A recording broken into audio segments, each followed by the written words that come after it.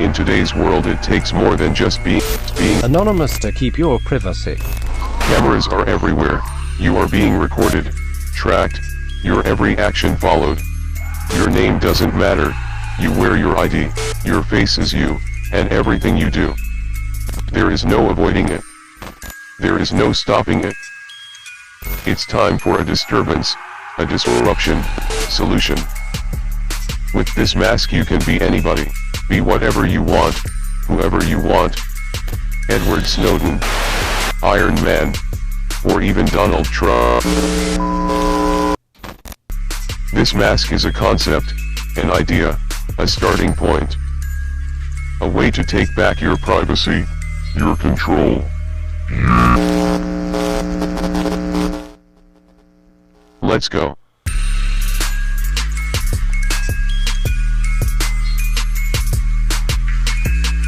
Hey, what's up everyone? My name is Sean Hodgins, and welcome back to my channel.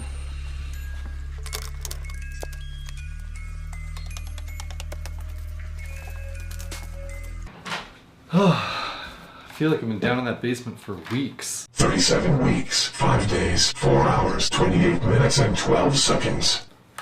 That was weird. So I'm calling this the projection mask. It was an idea I came up with. It was my idea. That would allow me to project any image onto my own face. Your face? Does kind of make you feel weird when you wear it though. Not weird. Good. Anyway, let me show you how I built it, and then stick around to the end because I have a really cool... It's gonna be super cool. Anyways. Let's go.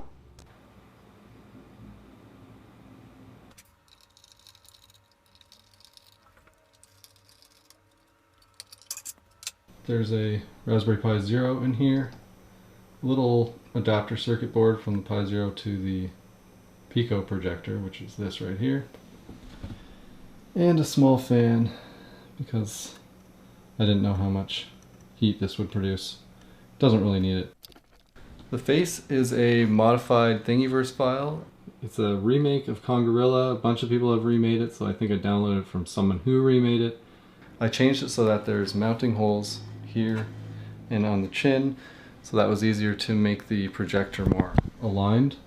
And this is a wooden dowel connected to some more 3D printed parts. There's only about 4 parts total that you have to 3D print, and they're all available on Thingiverse, so you can just download them and print them. The way I have it sit on my head is I found this welder's head strap, and it's on Amazon. It's really cheap. I think it's only $30 or $40. And I drilled some holes here that align with the mask holes.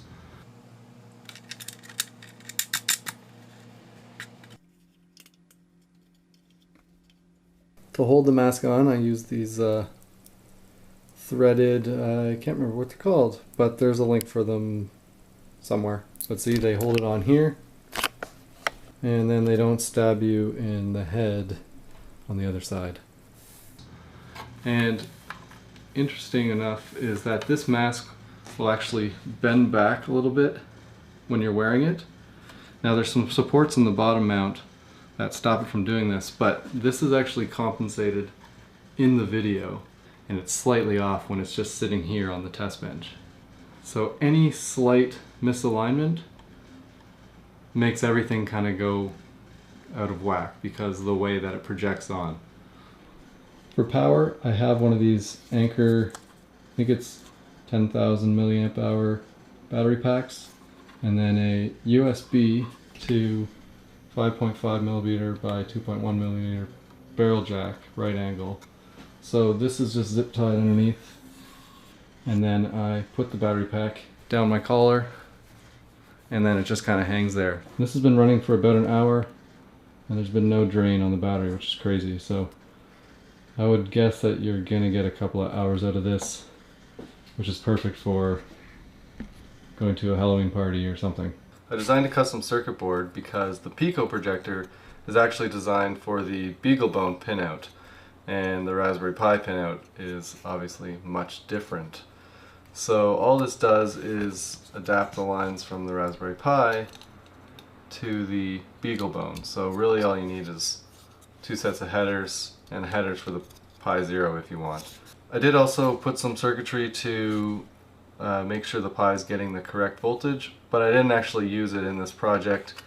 I just jumped the 5 volts to the 5 volt Pi line and then bypassed all that. Works fine.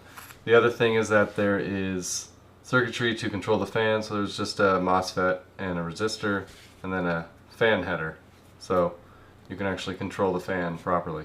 So this is the website where I got a bunch of the information on setting up the projector. This website's very useful. So it shows you what you have to change in the configuration so that the Pi will output to the projector instead of HDMI. It's got the pinouts and everything, but that's all done in the circuit board if you use that. However, I changed one thing. This frame buffer width and height I swapped because we're actually going to have it in portrait mode. So that's the only difference, and yeah, I'll provide a link to this so you can see. Now here's an example of one of the videos that is played onto the mask. You can see that it's masked off around where the mask is actually going to have something projected onto. And the reason it's cut off here is because the hood covers the actual edges of the mask. The other reason is why it's shaped like this is it's actually bent back from the projector. You're actually looking at the mask from this angle, well the projector is, but everyone else is looking at the mask from this angle. So you have to do some skewing of the images. So it makes it a little bit difficult when you're trying to put a face on. This one works really well, just because of its design. But if we go to Edward Snowden here, you see he's very wide at the bottom and then like it's narrowed at the top. So he's actually, the perspective has been changed to be leaning back. So in Photoshop, I took a bunch of faces and I aligned them with the actual mask. And then from there I saved them and I use them in here. And that will allow you to put different faces on the mask. So once you have everything built, You can make creepy videos to project like this. I also discovered that the strokes alone look much better than the solid colors. Now you can put on any face you like. Or even some cool animations. so right now the way I'm controlling this is I'm using an Android app. It's called Rasp Controller. And with this app, you can make custom commands. You can run them just like you would in a terminal, but they're at the press of a button, so it's much easier. So the Raspberry Pi is connected to my network, phone is connected to my network, and let's say I run the intro video. Then it's going to tell the Pi to play the video, which will output onto the screen. What's cool is you have a terminal here, so you can also escape the video. Gives you lots of control. So I'm using OMX Player to play the video, and I have changed the Raspberry Pi's resolution to the exact resolution of the projector, but in portrait mode. So it's long this way, like when you're holding a phone up. And that gives me the full, almost the full resolution on the face without losing too much. Also, I can control the fan with the app, which is awesome. Things with fans are cool. So yeah, that is the projection mask project for Halloween. I had a couple of extra features that I wanted to implement on this, but I just really didn't have time, so I think I'm going to continue working with this. One cool thing is that you could actually use this as like a telepresence thing, so you could hang this on someone else, then like Skype in or something to this device, and that person becomes you. Or you could hang it on a wall as like an art installation.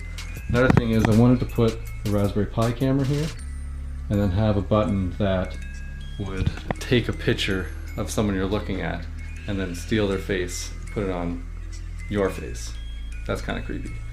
Anyways, I hope to see other people building one of these, and I hope to see some out in the wild. And as always, everyone, be good and Happy Halloween.